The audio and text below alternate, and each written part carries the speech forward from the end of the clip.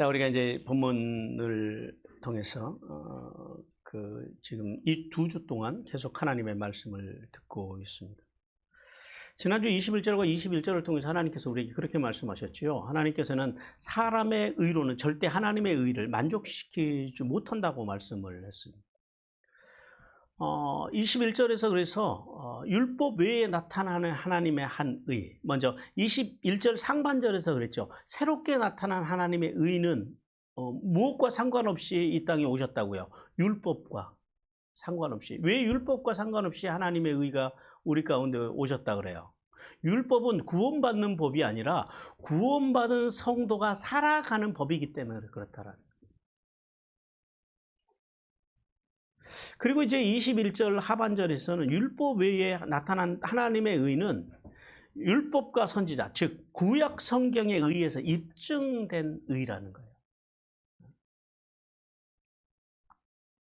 그래서 우리가 이 말씀을 통해서 하나님께서 우리에게 주신 교훈은 그거였습니다. 이 신칭이, 즉 예수님을 믿음으로 구원받는다는 진리는 하나님께서 인간을 위해서 제시해 주신 새롭고 유일한 생명의 길이다라고 말씀을 하셨어요.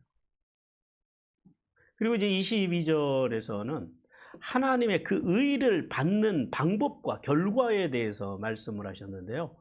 22절 상반절을 통해서 바울은 이 신칭의 은혜를 얻는 방법에 대해서 말씀을 해요. 예수 그리스도의 이 신칭의 은혜를 받는 방법이 뭐라고요? 예수 그리스도를 뭐함으로? 믿음으로. 그러니까 믿음 외에는 구원을 받을 길이 있다 없다? 없다라는 거예요. 그러니까 믿음 외에 구원의 길을 율법을 지켜야 된다, 뭘 해야 된다, 이건 아니다라는 거예요. 그래서 사람들이 이 땅에서 숨을 쉬다가 숨이 끊어지기 직전에라도 예수를 믿으면 그래서 구원을 받는 거예요. 그러니까 예수님 우편에 있는 강도가 평생 예수님을 따르지 않다가 그가 죽기 직전에 예수님을 믿음으로 구원을 받을 수 있는 거예요. 근데 이 믿음을 믿는다고 하는 게 쉬워요, 어려워요? 근데 이게 쉬운 게 아니에요. 그건 특별한 은혜고요. 보통 믿음이라고 하는 것은 하나님의 말씀을 바로 알 때 믿음이 사실은 생기는 거거든요. 그러니까 사실은 그렇게 죽기 직전에 믿는 사람들은 이제 진짜 이 사람들은 특별한 은혜예요. 그게 쉽지 않아요. 내가 모르는 것을 믿는 게 쉬워요, 어려워요? 어렵죠. 그러니까 살아있을 때, 건강할 때, 우리가 하나님 나라에 가기 전에 하루라도 가깝기 전에 부지런히 예수 그리스도의 말씀을 바로 아는데, 그래서 우리가 힘을 다해서 살아가야 된다는 거예요. 그리고 22절 하반절에서는 그 이신칭의 은혜를 받은 결과에 대해서 말씀해요. 이신칭의 믿음으로 우리가 받은 그 은혜에 차별이 있다 없다? 이게 결과예요. 차별이 없느니라 그래요. 차별이 없는.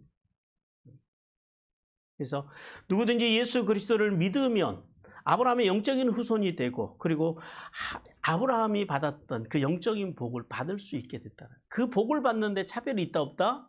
없다라.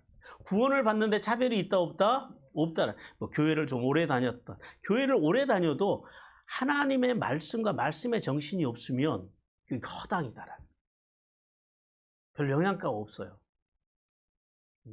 아무리 교회에서 뭐 직분이 목사고 장로고 권사고 안수집사고 그래도 하나님의 말씀을 믿는 믿음이 없다면, 순종신앙이 없다면 그거는 별로 영향가가 없어요. 천국 가는데. 그래서 우리가 22절 말씀을 통해 하나님께서 우리에게 이렇게 교훈하셨죠. 구원은 인간 안에 존재하지 않는다. 구원은 어디에 있다고요? 하나님께로부터 오는 거예요. 그 구원을 뭘로 받는다고요? 우리는 하나님을 믿는, 예수 그리스도를 믿는 뭘로? 그거 외에는 없어요. 이걸 굳게 붙잡으셔야 돼요. 지금 그 이야기를 하는 거예요. 로마서에서 계속해서. 자, 오늘 23절부터 26절을 통해서 하나님께서 주시는 메시지입니다. 같이 읽습니다. 시작. 하나님께서는 범죄함으로 하나님의 영광에 이르지 못할 인간을 위하여 독생자 예수님을 화목제물로 주셨다고 말씀하신다.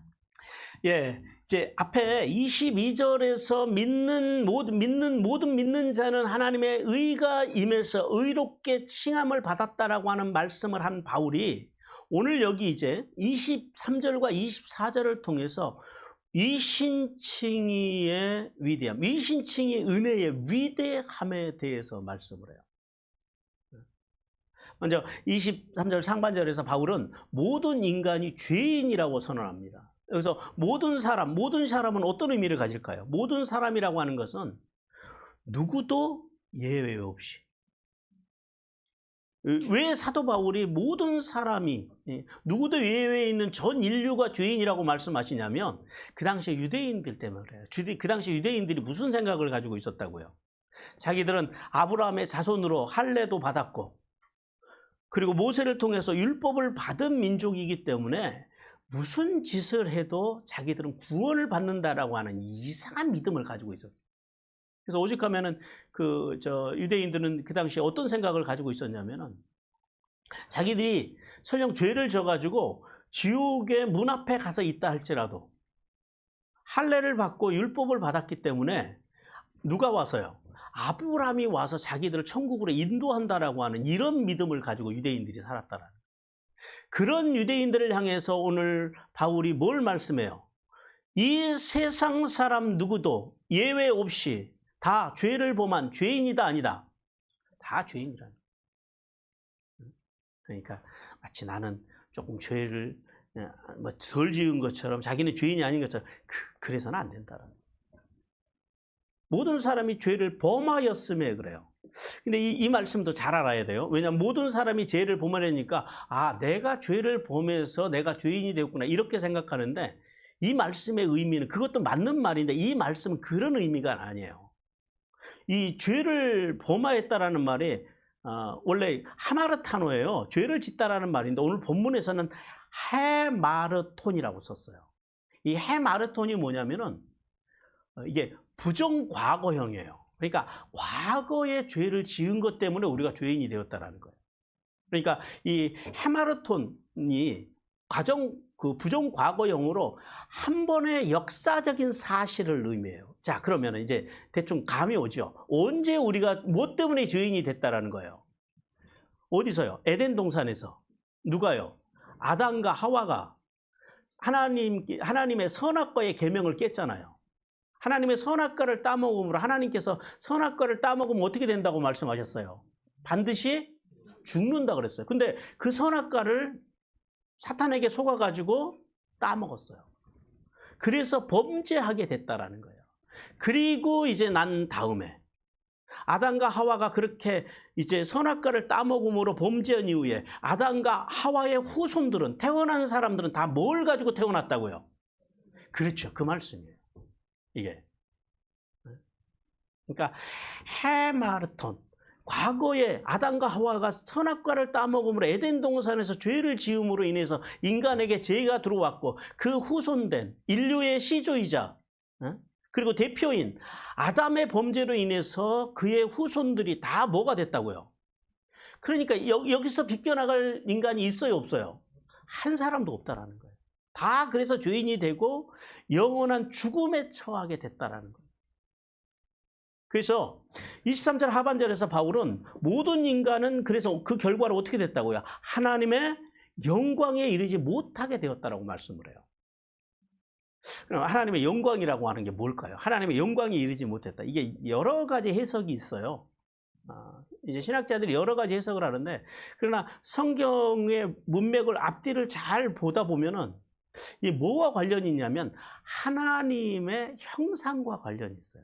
하나님의 형상. 그러니까 하나님의 영광이 이르지 못한다라고 하는 것은 하나님의 형상을 잃어버렸다라는 거예요. 이런 의미로 해석할 수가 있어요. 왜냐하면 자 보세요. 하나님께서 인간을 처음 창조하실 때 인간에게 뭘 부으셨어요? 하나님의 생명을 하나님의 영을 부으셨다는 그러니까 하나님의 영광을 부으셨다라는 거예요. 그러니까 인간은 하나님의 영광이 부어진 존재라는 거예요. 그리고 하나님의 영광을 부어서 당신의 형상대로 하나님의 형상대로 창조되었다라는 거예요. 그런데 아담과 하와가 선악과의 언약을 깨면서 인간 속에 있던 하나님의 형상, 즉 하나님의 영광스러움이 어떻게 됐어요? 상실되어 버렸다. 잃어버렸다라는 거예요. 깨져버렸다라는 거예요. 이게 그래서 하나님의 영광을 하나님의 형상으로 보는 게 맞는 것 같아요. 그 영광에 뭐라 그래요? 이르지 못하더니 그래요. 이 말씀은 모든 인간은 아담과 하와의 범죄한 이후로 본래 하나님의 형상으로 지음받은 자로서 마땅히 갖춰야 할 뭐가 있어야 돼요? 하나님의 영광이 인간에게 있어야 되잖아요. 근데 범죄한 이후로 죄가 들어오면서 그 하나님의 영광이, 하나님의 형상을 잃어버림으로 하나님의 영광이 어떻게 됐다고요? 부족한 상태가 된 겁니다. 그게 이르지 못하더니라고 하는 의미예요.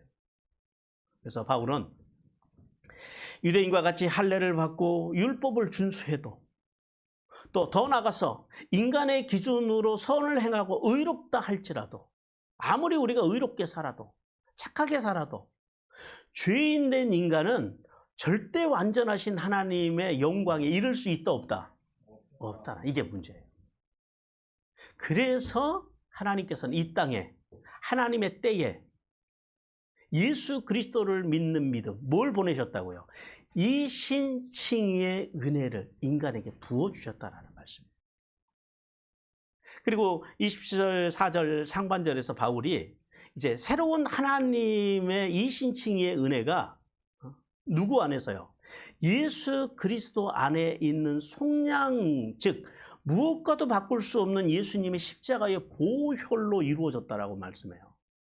이 속량이라고 하는 단어에 대해서 이제 뒤에서 한 번 더 설명하겠습니다만, 이 속량이라는 단어가 헬라어로 아폴리트로세우스라고 그래요. 오늘 본문에서는 원래 이제 아폴로트로시스인데 이게 구속, 해방 이런 말이에요. 이게 어떤 의미일까요? 속량이라고 하는 것은 몸값을 지불하고 얽매고 있었던 속박으로부터 완전히 해방되는 것. 그러니까 부분적으로 해방되는 것이 아니라, 어떤 한시적으로 해방되는 것이 아니라 어떻게 해요?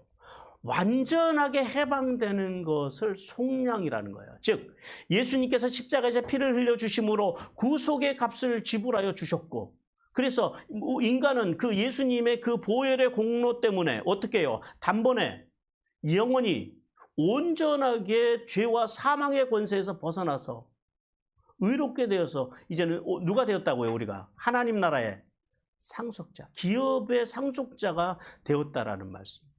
그래서 바울은 이 구속의 은혜로 인간이 의로워질 수 있는 새로운 소망, 아무 소망이 없던 우리가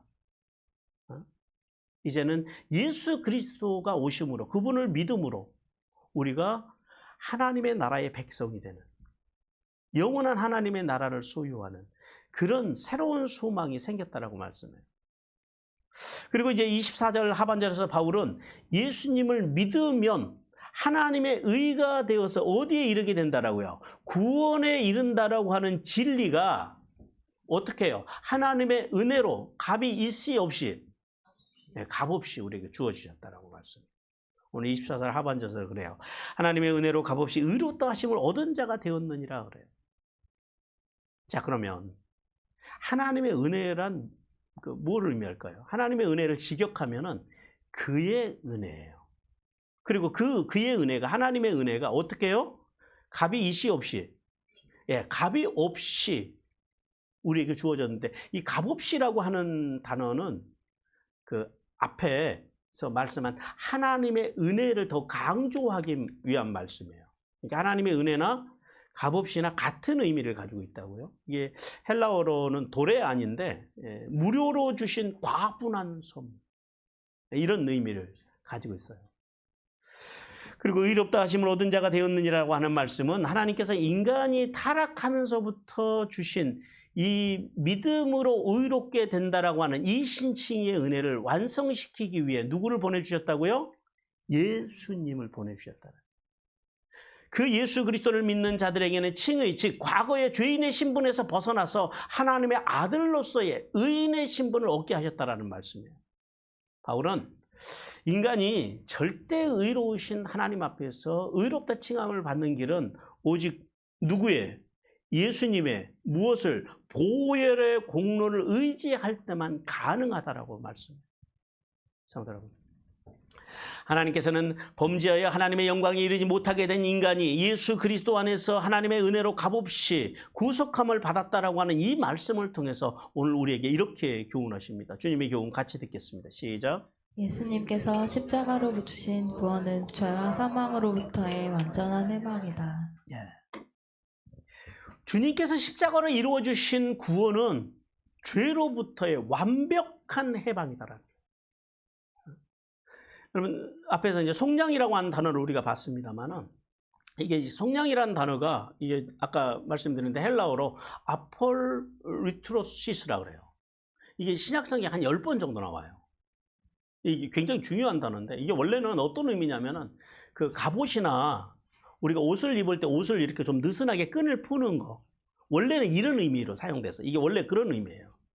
그러다 이제 나중에는 뭐 짐승을 준다라고 하는 의미로 발전해서 사용되다가, 그리고 이제 또 그 뒤에는 죄인들의 착고를 이렇게, 그러니까 수갑을 풀어주는 그런 의미로 사용돼요. 그러다가 이제 사도 바울 시대에 와서는 이 그 아폴루트로시스라고 하는 이 단어가 어떤 뜻으로 쓰이기 시작하냐면 죄수나 노예를 완전히 해방시켜주는 의미로 사용되기 시작해요. 따라서 우리가 구원을 받았다라는 게 뭐예요? 구원이라는 게 뭐래요? 히브리어로 구원이 뭐라고요? 야샤우. 이게 히브리어로 야샤우인데 이게 어떤 의미라고요? 넓다. 어떻게 돼요? 사방으로 열리다. 이런 의미를 가지고 있다는 거예요. 그러니까 구원이라고 하는 것은 단순히 우리 마음속에 있는 죄책감을, 구원받았다고 하는 것, 죄책감을 좀 이렇게 완화시켜주고, 우리가 어떤 느끼고 있는 죄의식 있잖아요. 그 죄의식을 좀 완화시켜주고, 이게 아니다라는 거예요, 구원은. 그러니까 구원이라고 하는 것은 뭐예요? 죄로부터, 세상에 우리를 얽매고 있는 걸로부터 어떤 해방? 완전한 해방을 받았다는, 이게 이제 구원받았다라는 의미예요. 그래서 죄로부터, 특히 우리를 하나님의 나라로 가지 못하게 우리를 얽어매고 있는 게 뭐예요? 죄잖아요. 그 죄로부터의 완전한 자유로움을 의미하는 게 구원이라는 말이에요.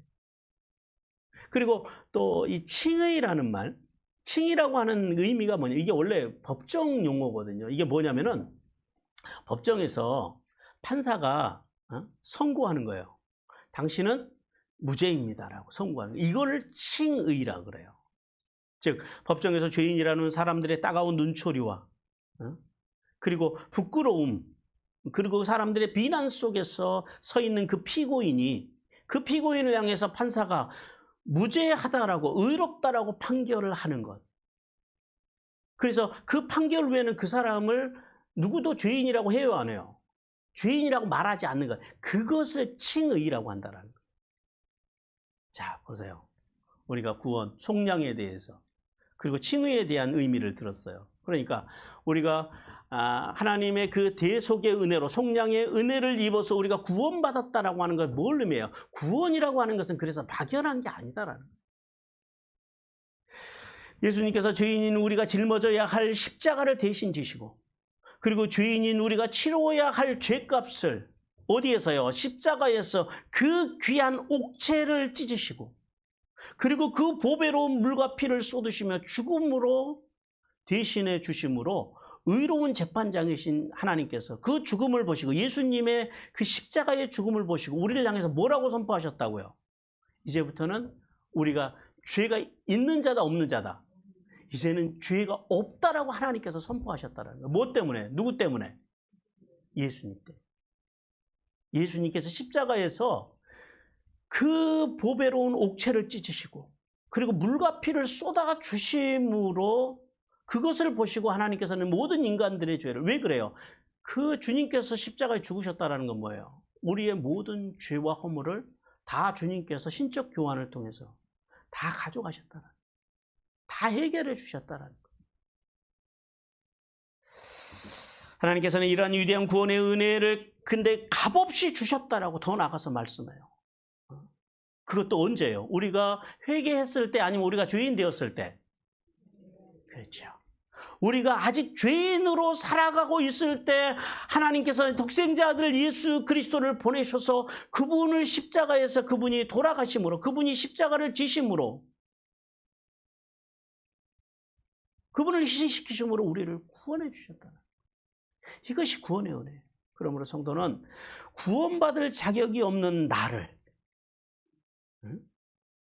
이러한 하나님의 엄청난 구원의 은혜로 우리를 구원하여 주셨음을 기억하는 은혜가 임하시기를 주님께서 원하십니다.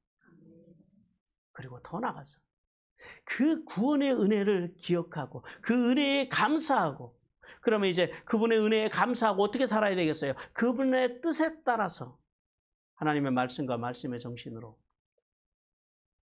이 땅에서 하늘의 복과 땅의 복을 받으며 복된 인생을 살아가기를 주님께서 원하십니다. 그리고 이제 25절과 26절을 통해서는 하나님께서 그리스도의 구속 사역을 믿는, 그러니까 지금까지 말씀한 예수 그리스도가 십자가에서 나를 위해 죽어 주심으로 내가 구원을 받았다고 하는 이 구원 사역, 그 구원의 은혜를 믿는 자에게 왜 이신칭의의 은혜를 주셨는지, 그 이신칭의를 주신 목적에 대해서 말씀을 해요. 그러면 이제 25절 상반절에서 하나님께서는 당신과 예수님의 피의 공로를 믿고 회개할 성도들 사이에 화목을 이루기 위한 제물로 누구를 세우셨다고요? 예수님을 세우셨다라고 말씀을 해요. 우리 본문 속에서 이제 화목 제물로 그렇게 번역이 되어 있습니다만, 이게 헬라어로 힐라스테리온이라고 그래요. 그리고 히브리어로는 카포레트라 그러는데, 그러니까 이게 화목 제물로 번역하기에는 원문 그대로 보면 이게 좀 안 맞아요. 왜 그러냐면 이게 원래 어떤 의미냐면은 속죄소, 시은 자라는 의미예요. 그러니까 속죄소가 어디예요? 지성소에 들어가면 뭐가 있어요? 법궤가 있죠. 법궤가 있는데 그 법궤 위에 뭐가 있어요? 법궤에 그 판이 있어요. 속죄판이 있어요. 그 법궤를 덮고 있는 판이 있어요. 그런데 그 판 위에 그 그룹 천사 둘이 서로 이렇게 날개를 서로 이렇게 마주대고, 그리고 고개는 이제 그 속죄판을 향해서 떨구고, 그리고 이렇게 두 천사가 서 있어요. 그 천사가 서 있는 그 공간, 그 날개를 서로 마주하고 있는 그 사이, 그 공간을 뭐라고 한다고? 여기를 속죄소라 그래요. 여기를 시은좌라 그래요. 뭐예요? 하나님의 은혜가 임하는 자리. 그래서 이스라엘 백성들이 이제 7월 10일 날 1년에 한 번씩 대속죄일에 대제사장이 그 지성소에 들어가서 피를 어디다 뿌려요? 그 속죄소 시은좌에다, 그 공간 속에다 피를 뿌리는 거예요. 그러면은 이스라엘 백성들의 죄가 어떻게 돼요? 사해지는 거예요? 1년 동안 임시로 덮어지는 거예요? 그렇죠. 임시로 덮어지는 거예요. 그래서 그거를 카파르라고 그래요. 카파르, 덮다라는 의미예요. 그러니까 구약 시대에는 죄 용서가 없어요. 죄가 1년 동안 덮어지는 거예요. 임시로. 그러니까 이 화목제물이라고 하는 단어가 원래 그런 단어예요. 근데 본절에서는 화목제물로 번역을 한 것이, 이 말씀이 속죄의 의미도 가지고 있지만은 화목을 위한 제사의 의미로도 해석할 수 있기 때문에 화목제물이라는 단어를 썼어요. 그리고 이것이 이미 24절에서 이 앞에서 그 속죄에 대한 말씀을 하셨기 때문에 그 속죄의 결과로 나타나는 하나님과의 화목을 이루는 그런 의미로 사용되어졌다는 거예요.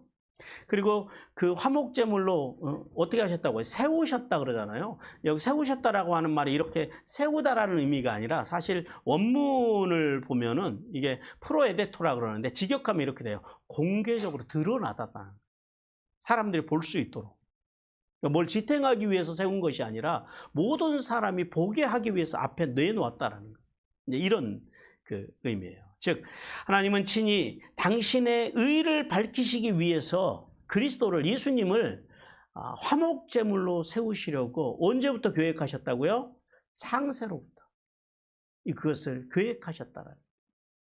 자, 바울은 하나님께서 처음부터 인간이 범죄하는 것을 보시면서부터 인간을 구원할 계획을 작정하셨어요. 그리고 그 계획이 뭐냐면은 바로 독생자 아들 예수 그리스도를 십자가 위에서 그 시은좌의 피가 뿌려드시지 화목 제물로, 화목을 위한 제물로 내어놓으시는 것이 하나님께서 이제 인간을 위한 처음부터 계획하신 하나님의 계획이었다라는 거예요. 이걸 뭐라고 그래요? 구속사라고. 하나님의 우주적인 구원의 경륜이라고 그렇게 말씀하는 거예요. 따라서 인간은 예수님의 피가 없으면 아무리 우리가 믿는다고 해도 죄 용서함을 받을 수 있다 없다? 구원을 받을 길이 있다 없다? 없다라는 거예요. 그리고 거꾸로 예수님의 피의 능력이 아무리 있다 그래도 피의 능력이 있다 할지라도 믿음이 없으면 그 피의 능력이 아무런 효력이 있다 없다? 없다라는 거예요. 아무런 효력을 미치지 못한다는 사실을 알아야 돼요. 그러므로 그래서 바울은 예수님의 피의 능력을 믿는 믿음이 있을 때만 우리에게 구원이 임한다라고 그렇게 말씀을 합니다. 그리고 이제 25절 하반절에서는 바울은 하나님께서는 인간의 죄에 대해서 길이 참으시는 중에 전에 지은 죄를 관고하심으로 당신의 의로움을 나타내셨다고 말씀해요. 사실 이 말씀을 읽어도 무슨 말인지 모르시겠죠. 솔직히 저도 읽는데 뭔 말인지 모르겠더라고요. 이게 어떤 의미냐면 구약의 제사와 관련이 있어요. 구약의 제사와. 그러니까 여기 하나님께서 길이 참으시던 중에 그러잖아요. 이게 어떤 의미냐면 예수님께서 완전한 속죄 제물로 오시기 이전 사람들의 죄에 대해서 오래 참으셨다라는 말씀이에요. 우리 사도행전 17장 30절 같이 한번 읽어봐요. 시작. 알지 못하던 시대에는 하나님이 간과하셨거니와 이제는 어디든지 사람에게 다 명하사 회개하라 하셨으니. 알지 못하던 세대는 어떤 세대를 말할까요? 예수님을 화목제물로 하나님께서 세우셨다라는 사실, 나타내 보이셨다라고 하는 이 사실을 모르는 세대. 그러니까 누구로부터? 아담으로부터 어디까지? 예수님이 오시기 이전 세대까지. 이 복음이 증거되기 이전까지의 사람들을 알지 못하던 시대라 그러는 거예요. 그러니까 이 알지 못하던 세대의 사람들은 어떻게 죄 사함을 받아야 돼요? 어떻게 그 시대에는 하나님께서 완전한 속죄의 제물로 예수님이 오시기 전까지 구약의 사람들은 어떻게 죄 사함을 받냐면은 매일 죄를 지을 때마다 짐승을 가지고 하나님 앞에 나가는. 그리고 7월 10일 날 대속죄일이 되면은 하나님 앞에 나가서 피를 가지고 두렵고 떨림으로 지성소로 들어가요. 대제사장. 그리고 그 피를 어디다 뿌렸다고요? 시은자에다 뿌려요. 그럼 시은자에다 뿌리면 어떻게 된다고요? 이스라엘 백성들의 죄가 사해진다고요? 아니면 1년 동안 임시로 덮여진다고요? 그렇죠. 1년 동안 임시로 피가 덮여지는 거예요. 그러니까 이 제사가 온전한 제사예요? 불완전한 제사예요? 그렇죠. 불완전한 제사를 통해서 이스라엘 백성들은 끊임없이 자신의 죄와 허물이 가리워졌다라는 거예요. 지금 그 말씀을 하시는 거예요. 그러니까 무슨 말이에요? 하나님께서 그 완전한 죄 사함을 받지 못하는 그 예수님이 오시기 전, 예수님 화정목 제물로 오시기 이전 사람들에 대해서 하나님께서 어떻게 하셨다고? 그들의 죄를 덮어주심으로 그걸 오래 참으셨다 그럽니다. 하나님께서 그 죄를 참아주셨다고. 1년에 한 번씩 그 수염소의 피를 그 속죄소의 뿌림으로 인해서 1년 동안 덮어서 하나님께서 참아주시고, 그러니까 죄가 유보된 거죠, 심판이. 그러니까 구약의 제사는 사함을 받는 제사가 아니라 뭐예요? 끊임없이 유보하는 거예요, 심판을. 누가 오실 때까지? 예수님이 오실 때까지. 지금 그 이야기를 하는 거예요. 그리고 하나님께서 그들을 간과하심으로 그러잖아요. 이 간과라고 하는 말씀이 이게 헬라어로는 그 파레시스예요. 근데 이 말씀이 여기만 딱 한 번 나와요. 이 파레시스라고 언어가. 어떤 단어냐면은 이게 벌하지 않고 내버려 둔다라고 하는 그런 의미예요. 그래서 지은 죄를 간과하심으로라고 하는 말씀은 이게 잘 우리가 이해를 해야 돼요. 하나님 공의로운 하나님께서 죄를 그냥 대충 지나가시면 돼요, 안 돼요? 이게 하나님의 속성하고 안 맞는 거예요. 하나님은 죄를 보시면 하나님의 공의는 반드시 심판을 해야 돼요. 근데 이스라엘 백성들이 그 심판을 면하기 위해서 어떻게 했다고요? 대속죄일이 되면 가서 수염소를 잡아서 피를 뿌려야 됐다라는 거예요. 그러니까 여기서 하나님께서 죄를 간과하심으로라고 하는 말씀은 하나님께서 인간의 죄를 벌하지 않고 대충 넘어가셨다라는 말씀이 아니에요.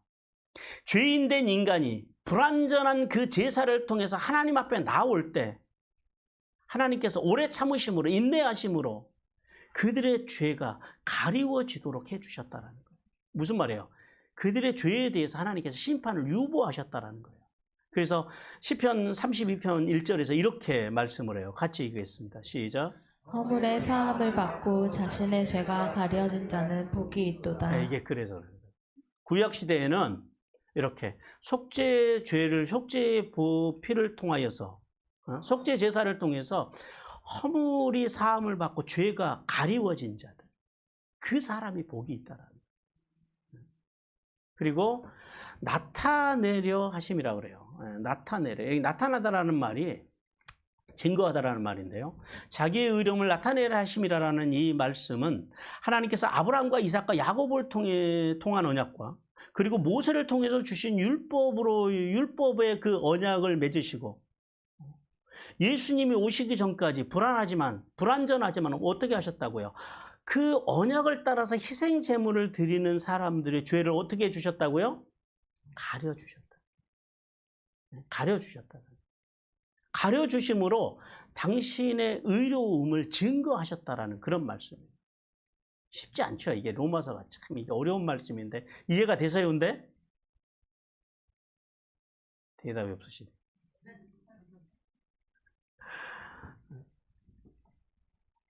예, 어쨌든 가장 쉽게 지금 설명을 해가고 있는 거예요. 이제 제 수준에서. 바울은 하나님께서 완전한 화목제물이신 예수님이 오기 이전에 불완전한 제사, 그러니까 그 속죄제나 번제나 화목제나 이게 다 불완전한 제사예요. 구약의 제사는. 왜 그래요? 왜 그걸 불완전한 제사라고 그래요? 이 제사가 죄를 완전히 속해주는 제사가 아니라 죄를 뭐하는 제사라고요? 가리워주는 제사이기 때문에 이게 불완전한 제사예요. 그래서 이스라엘의 죄를 그 불완전한 제사를 통해서 가려워 주신 것은 뭘 하기 위함이라고요? 누구를 지금 기다리는 거예요? 예수님을 통해서 완전한 죄의 용서를 주시기 위해서 하나님께서 잠시 죄를 유보해 주시는 거예요. 그게 몇 년 단위로? 1년 단위로. 계속해서. 그 말씀이에요. 그리고 이제 25절에서 하나님은 예수 그리스도의, 그래서 이제 앞에 25절에서 예수 그리스도의 구속 사역을 통해서만 인간을 받아주신다고 말씀한 바울이 이제 마지막 오늘 본문 마지막 26절에서는 하나님께서 예수님을 화목제물로 세우신 두 가지 목적에 대해서 말씀을 해요. 오늘 그 26절 말씀이 뭘로 시작해요? 이때에 이렇게 시작을 하죠. 이게 헬라어로는 뉴카이로입니다. 헬라어에는 시간이라는 단어가 두 개가 나와요. 하나는 카이로스가 나오고 하나는 크로노스라고 하는 시간이 나와요. 크로노스는 어떤 시간이냐면은 흘러가는 시간. 그냥 역사죠. 그냥 쭉 우리가 살아가는 시간. 세월. 이걸 이제 크로노스라고 그러고. 카이로스는 어떤 시간이냐면은 정해진 시간. 어느 시점, 어느 사건, 어느 지점을 이야기할 때 카이로스라고 하는 단어를 써요. 그러니까 이때에 예수 그리스도께서 완전한 구속을 이루시는, 그러니까 이때에는 예수 그리스도가 완전한 구속을 이루시는 그때를 의미해요.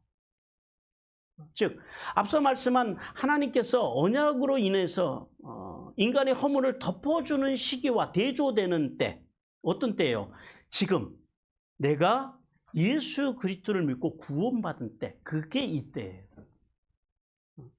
그때. 즉 현재적인 때를 의미해요.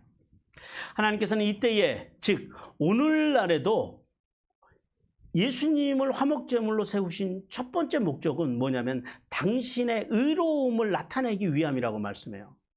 하나님께서는 예수님의 십자가 희생을 통해서 자기의 의로움을 나타내서 자기도 의로우시고라고 하는 말씀은 구약의 불완전한 제사를 통해서, 희생 제사를 통해서 인간에 대해서 주님께서 어떻게 하셨다고요? 길이 참으셨다라는 거예요. 덮어주심으로. 그래서 그러면 인간의 죄가 완전히 해결이 됐어요, 안 됐어요? 근데 해결이 안 된 사람들이 또 하나님 앞에 나와요. 그러면 하나님의 공의와 충돌해요, 안 해요? 해요. 그러면 어떻게 되는 거예요, 인간은? 하나님 앞에서 죽어야 되는 거예요.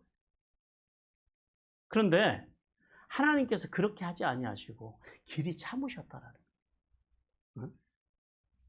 언제까지? 이 인간의 죄가 완전히 해결될 때까지. 그때가 언제예요? 이때. 누가 오셨을 때? 예수 그리스도가 이 땅에 오신 그때. 그래서 우리가 예수 그리스도가 중요해요.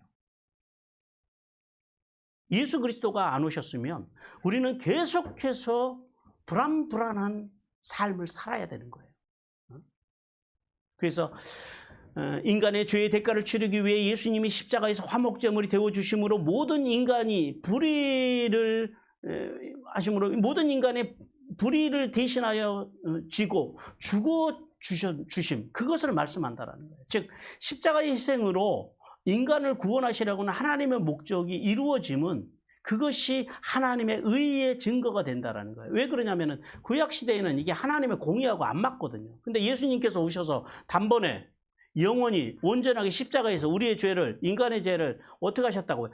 덮어주신 게 아니라 완전히 사해 주셨다는 거예요. 어떻게 사해 주셨어요? 당신이 모든 인간의, 아담 이후로 모든 인간의 죄를 예수님이 다 짊어지셨다는 거예요. 다 가져가셨다는 거예요. 그러니까 죄를 사하노라 이래서 사라지는 게 아니에요. 죄는 반드시 대가를 치러야 돼요. 죄는 대가가 따르는 거예요. 그래서 이 대가를 인간이 지으면 인간은 파멸하거든요.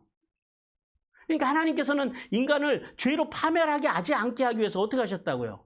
예수 그리스도를 보내서 예수 그리스도께서 인간의 모든 죄를 짊어지시고 인간을 대신해서 지옥에 가셔서 우리를 대신해서 형벌을 받으시고 고통을 당하시고 그리고 그 죄에서 부활하심으로 우리를 어떻게 하셨다고요?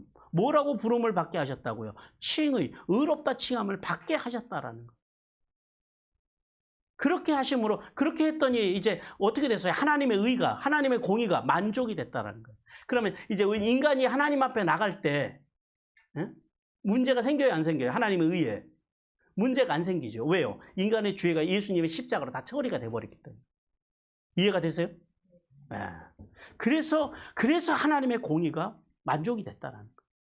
그리고 두 번째 목적은 예수님을 믿는 모든 자를 의롭게 하시면 하나님의 의만 만족이 된 것이 아니라 예수님께서 십자가에서 화목을 위한 제물로 죽어주심으로 모든 그분을 믿는 자를 의롭게 하셨다는 거예요. 예수님이 갈보리 십자가에 죽어주심으로 하나님의 의로우심이 나타나셨을 뿐만 아니라 예수님을 믿는 자들이 죄의 문제를요 단번에 영원히 온전하게 해결해 주심으로 인간을 향한 하나님의 사랑을 보여주셨다라고 말씀해요. 로마서 5장 8절 시작. 우리가 아직 죄인 되었을 때에 그리스도께서 우리를 위하여 죽으심으로 하나님께서 우리에 대한 자기의 사랑을 확증하셨느니라. 자, 근데 하나님이 예수님이 화목제물로 오셨는데 언제 오셨다고요? 우리가 회개하고 예수님을 잘 믿을 때 오셔서 우리를 용서해 주셨다고요? 아니요. 아직 죄인 되었을 때. 그때에 하나님께서 오셔서 우리를 위해서 죽으심으로 그 예수 그리스도의 화목제물 대신 예수 그리스도의 구속을 믿는 사람들을요. 하나님의 백성, 하나님의 자녀로 삼으셨다. 바울은 하나님께서 예수님을 화목제물로 세우신 이 두 목적을 통해서 인간이 의롭게 되는 것은 하나님의 전적인 선물이며 그 예수님의 그 구속사역에 대해서 인간의 공로는 조금이라도 있다 없다? 없다라고 말씀하십니다. 자, 여러분.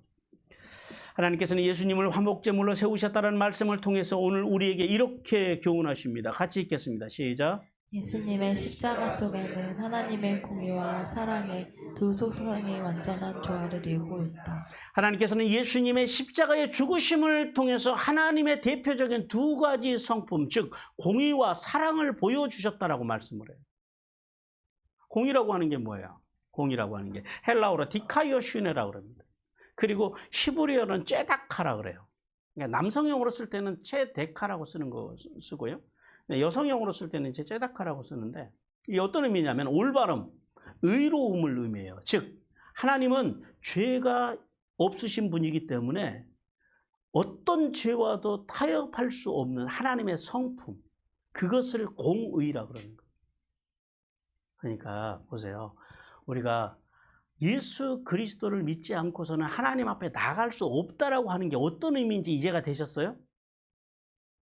그러니까 구약의 제사로는 인간은 용서받을 길이 없다라는 거예요. 그 구약의 제사는 어떤 제사라고요? 죄가 사해지는 제사가 아니라 죄가 유보되는 제사, 가리워지는 제사라. 그래서 인간은 예수 그리스도, 완전한 화목제물이 되신 예수 그리스도를 믿을 때만 구원을 받을 수 있다는 사실, 하나님의 의를 만족시켜서 하나님 나라에 갈 수 있다는 사실을 우리는 깨달아야 돼. 그리고 사랑이라고 하는 것은 헬라어로는 아가페를 의미해요. 그리고 히브리어로는 아하바라고 그래요. 이 히브리어에도 그 사랑이라는 단어가 두 단어가 있더라고요. 아하바가 있고 아하부가 있어요. 아하바는 뭐냐? 여기서 하나님의 사랑을 이야기할 때는 아하바라고 그래요. 이 아가페나 아하바는 인간이 흉내 낼 수 없는 절대적인 극강의 하나님의 사랑. 그 사랑을 말할 때 히브리어로서는 아하바라고 쓰고 헬라어에서는 아가페라고 써요. 하나님께서는 에덴 동산을 창조하시고 선악과의 계명을 주셨죠. 그러면서 뭐라고 그랬어요? 그 계명을 어기면 너희가 반드시 죽는다 산다? 죽는다고 말씀하셨어요. 그런데 인간이 누구에게 속아요? 사탄에게. 마귀에게 속아가지고 하나님의 언약을 거스리는 범죄를 저질러요. 그러면 이제 어떻게 돼야 되는 거예요? 하나님의 절대 공의 앞에서 인간은 죽어야만 되는 거예요. 왜냐하면 공의로우신 하나님은 절대 죄를 용납하실 수 없는 분이기 때문에 이게 하나님의 공의예요. 그래서 하나님께서 우리에게 그러시잖아요. 너희는 두렵고 떨림으로 뭘 이루어가래요? 구원을 이루어가라는 말씀이에요. 왜요? 하나님은 죄인의 상태에서는 절대 인간은 하나님 앞에 나갈 수 없기 때문에 그래요. 그러나 하나님은 공의로우신 분이시만 동시에 또 어떤 하나님이시라고요? 사랑의 하나님입니다. 이게 하나님의 기본 성품이거든요. 공의와 사랑. 자, 하나님은 사랑의 하나님이기 때문에 인간이 죄로 인해서 하나님의 그 공의로 인해서 죽는 것을 하나님은 또 이게 두 눈 뜨고 보고 계실 수가 없는 거예요. 그래서 하나님께서는 양심의 법으로 살 수 없는 인간을 위해서 무슨 법을 주셨다고요? 이제 아담과 하와가 타락한 이후로 인간에게 믿음으로 살아가는 법을 주셨다는 거예요. 믿음으로 살아가는 법. 그리고 또 모세를 통해서 구체적으로 믿음의 사람들이, 믿음으로 살아가는 사람들이 어떻게 살아야 하는지, 하나님을 어떻게 섬겨야 하는지에 대한 의식법과, 그리고 이웃과 더불어 어떻게 살아가야 하는지 시민법과, 그리고 스스로를 지키며 살아야 할 도덕법에 대해서 주셨다는 거예요. 그리고 마침내 주님께서 누구를 보내주셨다고요? 죄 없으신 독생자 예수 그리스도를 인간의 모습으로 이 땅에 보내셔서 모든 인간의 죄를 다 예수님이 짊어지시고 인간의 죄를 대신해서 어디에서요? 십자가에서 죽어주심으로 인간의 죄를 이제는 덮어주신 게 아니라 어떻게 됐다고요? 다 없는 걸로 해주셨다. 왜요? 거기에는 뭐가 있어요? 예수님의 희생. 단순히 십자가의 희생만 생각하시면 안 돼요, 여러분들. 우리가 가야 할 그 지옥을, 우리가 죄를 짊어지고 가야 할 지옥을, 하나님의 심판을 누가 당하셨다고요? 예수님이 당하셨다. 그분이 대가를 지불해 주셨다라는 거예요.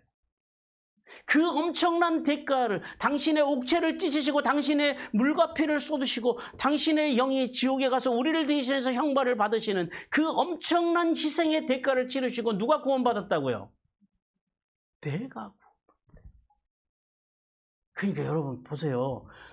우리가 그냥 그런 존재가 아니에요, 여러분들. 함부로 나 같은 것이 이렇게 말할 수 있는 존재가 안 된다고요, 우리는. 왜요? 그런 어마어마한 사랑을 받고도 그 고귀한 생명과 맞바꾼 우리의 인생인데, 난데, 어떻게 우리가 우리의 인생을 함부로 말할 수 있고, 함부로 재단할 수 있냐라는 거예요, 사람은. 그 귀한 생명을. 그래서 가격으로 매기면 우리는 얼마짜리라고요? 예수님짜리로.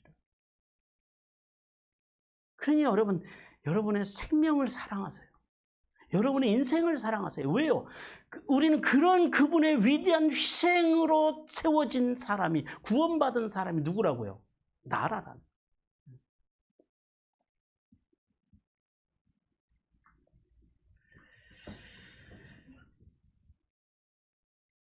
그리고 예수님께서는 이제 십자가의 죽으심으로 그렇게 우리 인간의 죄를 해결해 주셨을 뿐만 아니라 부활하심으로요, 법적으로 우리를 공식적으로 의롭다고 이제 칭해 주셨다.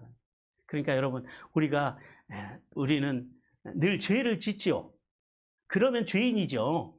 그러나 본질상 이제는 우리가 진노의 자식이 되었다고요? 하나님의 의로운 사람이 되었다고요? 본질이 바뀐 거예요, 본질이. 의로운 자가 되었다라는 거예요.